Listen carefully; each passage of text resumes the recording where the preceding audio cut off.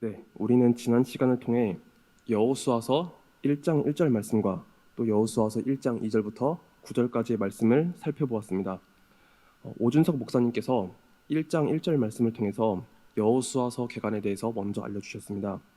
하나님께서 믿음의 조상인 이 아브라함에게 하나님은 약속을 주셨는데 하나님의 그 약속을 신실하게 이루시기 위해서 사람을 들어서 특히 여호수아를 들어서 그 약속을 이루신다라는 사실을 말씀해 주셨습니다.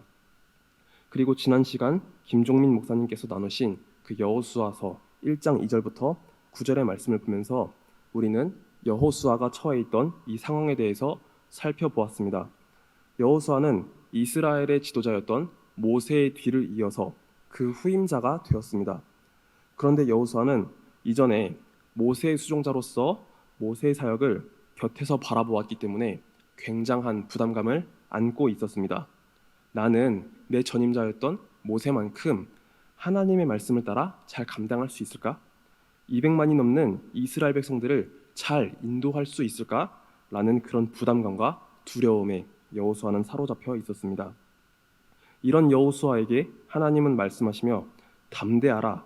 나의 종 모세가 내게 명령한 그 율법을 다 지켜 행하고 우로나 좌로나 치우치지 말라. 그리하면 내가 형통하리라고 말씀해 주셨습니다.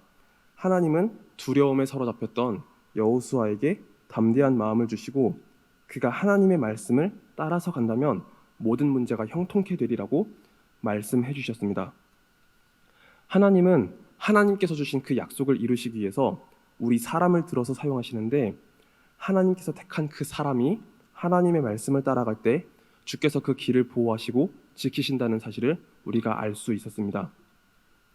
그런데 오늘 말씀을 나누기 위해서는 우리가 여호수아 한 사람에게만 맞춰졌던 그 시야를 조금 더 넓혀서 바라볼 수 있기를 원합니다. 여호수아서 전체가 구약 이스라엘 백성들을 약속의 땅인 이 가나안 땅으로 들여보내기 위한 과정이라는 사실을 감안한다면 하나님께서 주신 그 가나안의 약속을 이루시기 위해서 여호수아를 어떻게 사용하셨는지를 먼저 바라보고 곧 이어서 여호수아를 통해서 이스라엘 백성들을 어떻게 이끄셨는지를 보기 원합니다.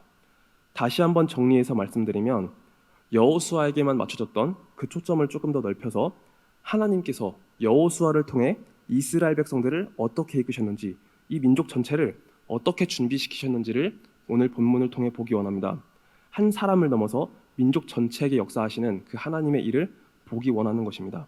그래서 오늘 본문의 말씀을 통해서 우리 교회와 또 우리 가정과 그리고 우리 각자의 삶 속에서 하나님의 말씀을 따라 살아갈 수 있는 그런 은혜가 여기 계신 모든 성도님들에게 넘치기를 소망합니다.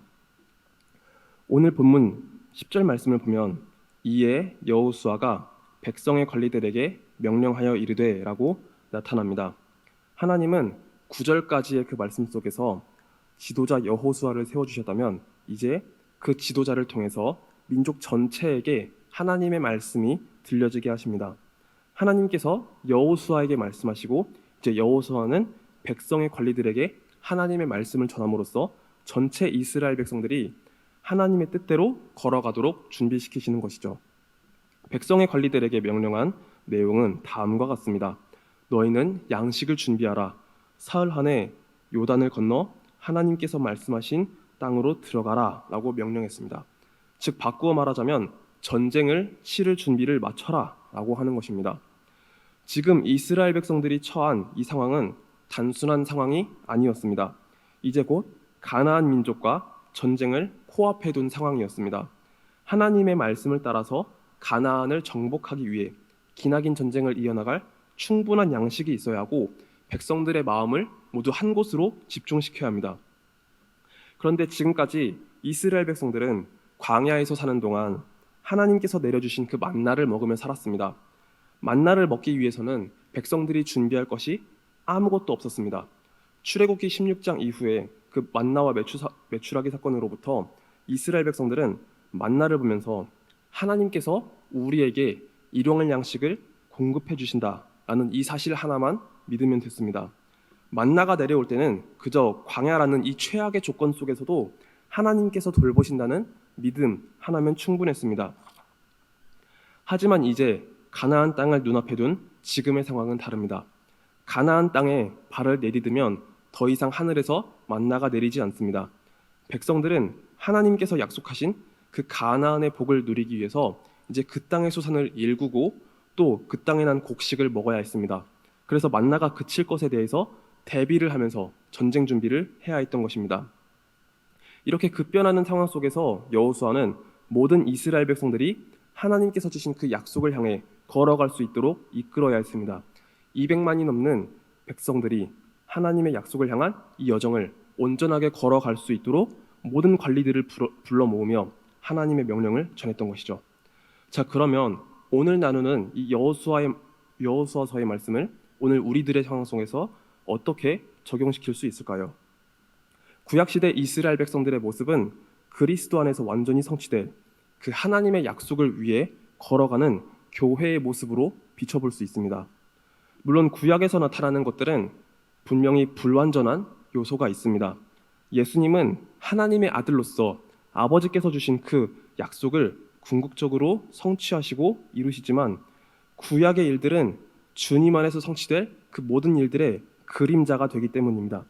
그래서 구약의 모습은 다소 완전하지 못한 모습을 갖고 있습니다. 예를 들자면 이스라엘 백성들이 지금 향하고 있는 목적지인 이 가나안 땅은 분명히 하나님께서 예비하신 축복이 준비되어 있습니다.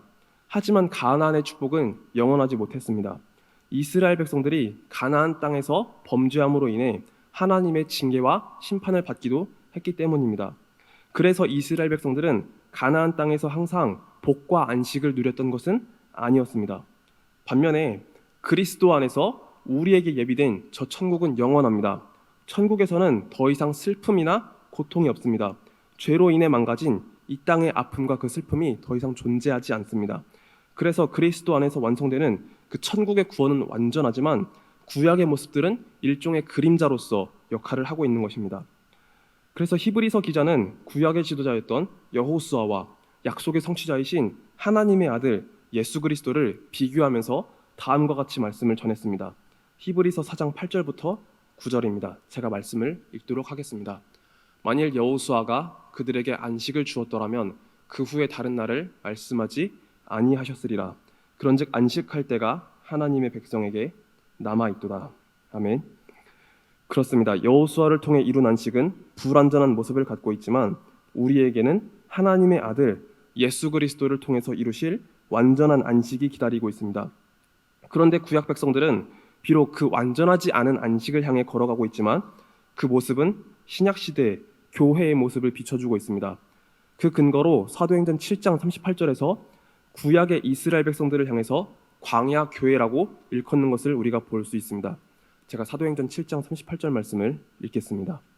신의 산에서 말하던 그 천사와 우리 조상들과 함께 광야 교회에 있었고 또 살아있는 말씀을 받아 우리에게 주던 자가 이 사람이라.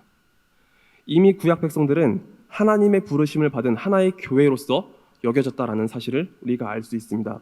그렇기 때문에 우리는 이 말씀을 보면서 예수님 안에서 중요한 교훈을 얻을 수 있습니다. 예수님은 우리를 구원의 길로 인도하실 때 우리 한 사람 한 사람을 부르십니다. 그래서 우리는 각자의 믿음을 통해 구원을 얻습니다. 하지만 예수님은 우리를 홀로 두지 않으시고 교회를 통해 한 몸을 이루시게 하십니다. 그래서 수많은 주의 백성들이 교회라는 이름으로 모여서 함께 하나님의 말씀을 받고 구원과 약속의 길을 향해 전진합니다. 그런데 우리가 함께 걸어가는 이 길은 그렇게 쉬운 길은 아닙니다. 이 길은 전쟁과도 같은 길입니다. 우리가 걸어가는 길에는 반드시 영적인 전쟁이 존재합니다. 우리를 대적하는 악한 마귀의 방해도 있을 것이고 또 우리는 그 가운데서 죄와 맞서 싸워야 합니다. 하나님의 말씀을 대적하려는 그 세력들과 또 나 자신의 죄성과 맞서 싸워야 하는 것입니다. 그것이 영원한 안식을 얻기 위해서 오늘 우리가 걸어가야 하는 길입니다. 그러나 이 길을 걸을 때 우리는 홀로 걷지 않습니다. 우리는 교회로서 한 몸을 이루었기 때문에 모든 성도들이 하나님의 말씀을 따라 걸어갈 수 있도록 도와야 합니다. 그것이 하나님께서 우리에게 주시는 뜻입니다. 하나님께서 여호수아를 통해 백성의 관리들을 이끄시고 또 온 이스라엘 백성들을 하나님의 말씀대로 걸어가게 하신 것처럼 우리 모두는 주님께서 주신 그 말씀을 받아서 모든 성도들이 다 함께 구원의 길로 영원한 안식의 길로 걸어갈 수 있도록 돕고 이끌어야 하는 존재들입니다. 그래서 에베소서 4장 12절부터 13절 말씀을 보면 이렇게 말씀이 기록되어 있습니다. 이는 성도를 온전하게 하여 봉사의 일을 하게 하며 그리스도의 몸을 세우려 하심이라. 우리가 다 하나님의 아들을 믿는 것과 아는 일에 하나가 되어 온전한 사람을 이루어 그리스도의 장성한 분량이 충만한 데까지 이르리니. 아멘. 이 말씀 앞에 놓인 우리들은 우리 교회 모든 성도님들을 주의 말씀대로 이끄는 존재가 되어야 합니다. 먼저 우리 자신이 하나님의 말씀 앞에 귀를 기울이고 순종하는 자가 되어야 하고, 그리고 우리만이 아니라 나만이 아니라 우리 교회 모든 성도님들을 주의 말씀대로 이끌며 돕는 존재가 되어야 하는 것입니다. 그래서 저는 오늘 말씀을 통해서 우리 동산교회의 모든 성도님들이 주의 말씀대로 걸어가는 그 은혜가 있기를 소망합니다. 자, 그런데 우리가 주 안에서 한 몸을 이루고 주의 말씀 앞에 순종하려고 할 때 때로는 우리의 그 하나됨, 하나가 되려는 그 결속을 저해시키는 일이 있을 수 있습니다. 우리가 한 몸을 이루어서 주님께서 약속하신 그 명령을 따라서 함께 걸어가지 못하도록 방해하는 요소가 있을 수 있다는 것입니다. 여기에는 여러 가지가 있겠지만 오늘 본문을 통해서는 그 중에 한 가지를 말씀드리고 싶습니다. 그것은 바로 사람의 이해관계입니다. 오늘 본문 12절 이하의 내용을 보면 왜 사람의 이해관계가 문제가 되는지 알 수 있습니다. 제가 12절부터 15절까지의 말씀을 읽으면서 이 부분에 대해서 나누겠습니다. 여호수아가 또 르우벤 지파와 갓 지파와 므낫세 반 지파에게 말하여 이르되 여호와의 종 모세가 너희에게 명령하여 이르기를 너희의 하나님 여호와께서 너희에게 안식을 주시며 이 땅을 너희에게 주시리라 하였나니 너희는 그 말을 기억하라.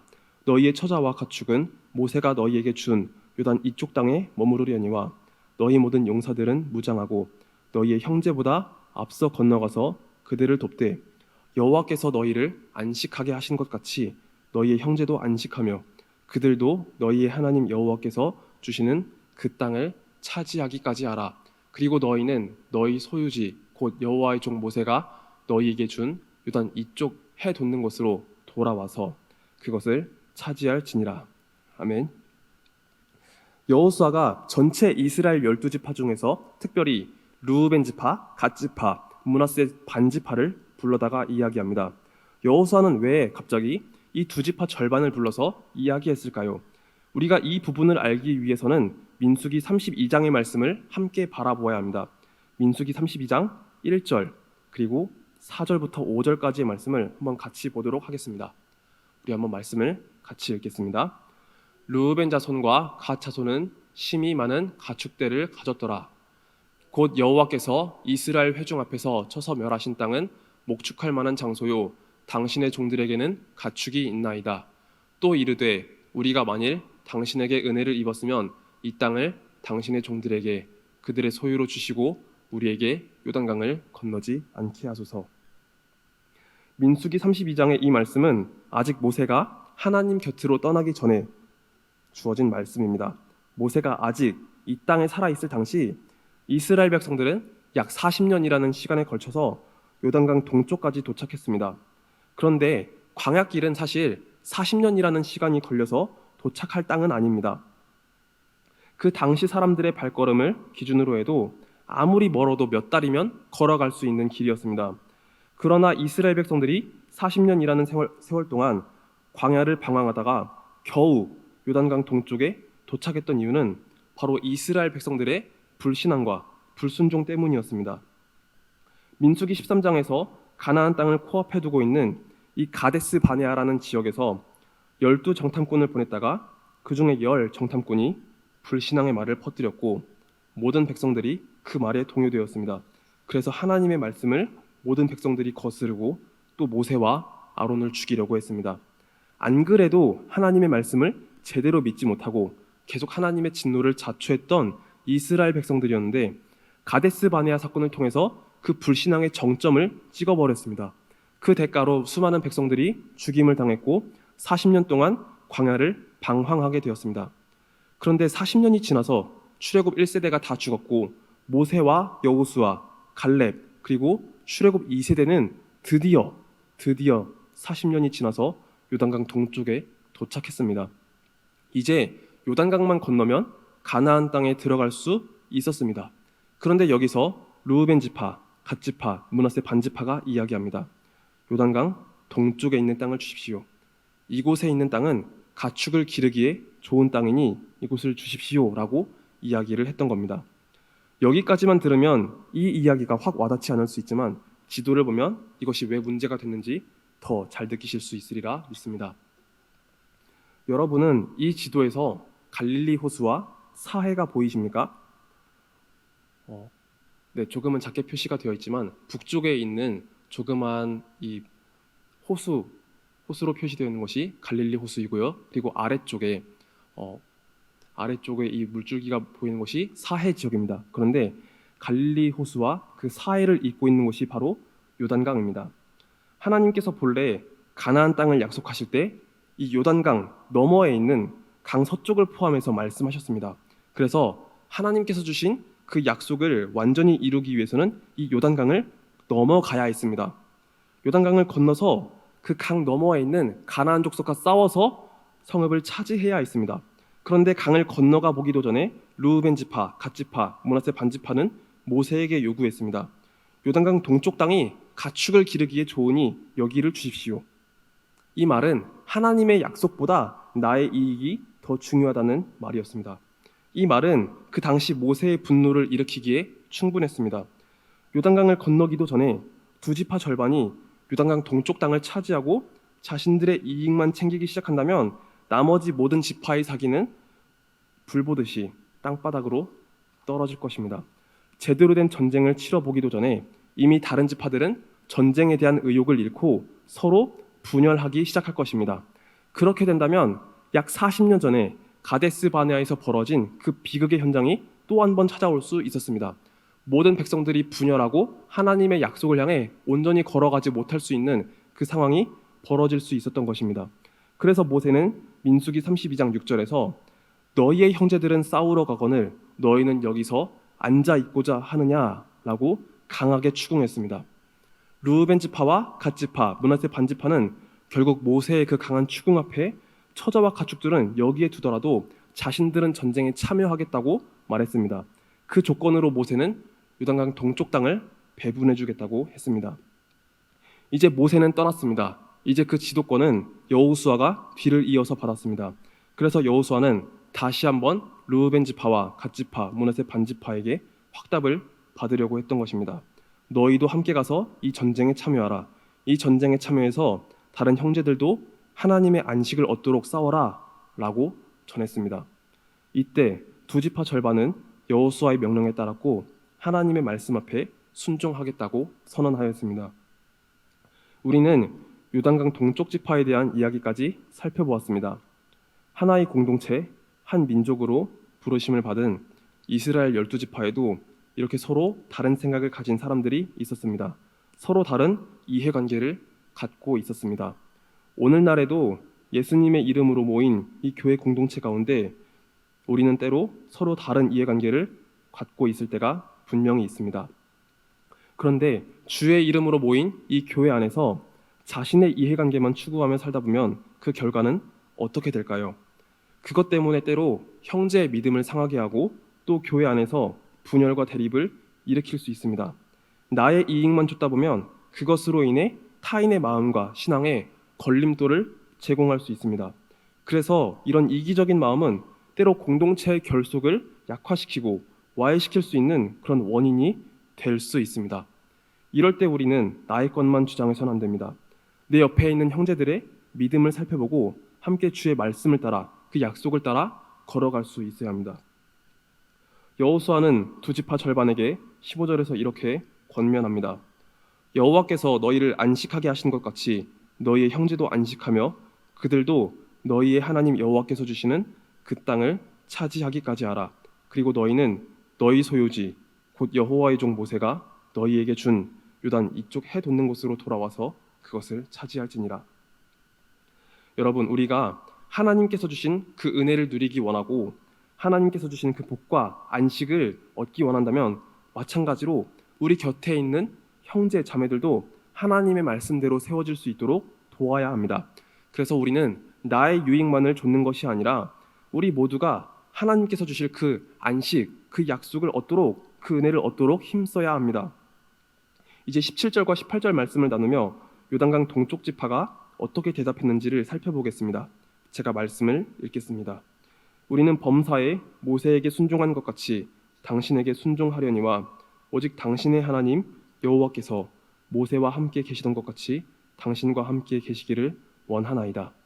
누구든지 당신의 명령을 거역하며 당신의 말씀을 순종하지 아니하는 자는 죽임을 당하리니 오직 강하고 담대하소서. 아멘. 르우벤, 갓, 므낫세 반지파는 자신들의 생명을 담보로 하나님의 말씀 앞에 순종하겠다고 다짐하였습니다. 그리고 모든 이스라엘 백성들이 안식을 얻고 하나님의 약속을 이루기 위해서 이 전쟁에 참여하게 되었습니다. 여러분, 우리는 주 안에서 한 몸으로 부르심을 받은 공동체입니다. 그렇다면 우리는 주님께서 우리에게 주신 그 약속을 따라서 함께 걸어갈 수 있어야 합니다. 그리고 이 길을 걸을 때는 때로 나의 유익도 내려놓고 나의 생명 또한 드리며 걸어갈 수 있어야 합니다. 우리는 주의 길을 걷기 위해서 참 내려놓을 것이 많은 사람들입니다. 하지만 우리에게는 하나님께서 약속하신 바가 있습니다. 우리에게는 영원한 안식이 또한 영원한 구원이 예비가 되어 있습니다. 그래서 우리는 하나님의 말씀을 따라 약속을 따라 걸어갈 수 있습니다. 그래서 저는 이 자리에 함께 모인 우리 동산교회 모든 성도님들, 그리고 이 자리에 함께 있지 않지만 주 안에서 한 몸 된 우리 동산교회 모든 성도님들이 주의 말씀을 따라서 주의 약속을 따라서 함께 희생하며 걸어갈 수 있는 그런 믿음의 공동체가 될 수 있기를 소망합니다. 그럼 오늘 말씀 맺고 기도드리겠습니다.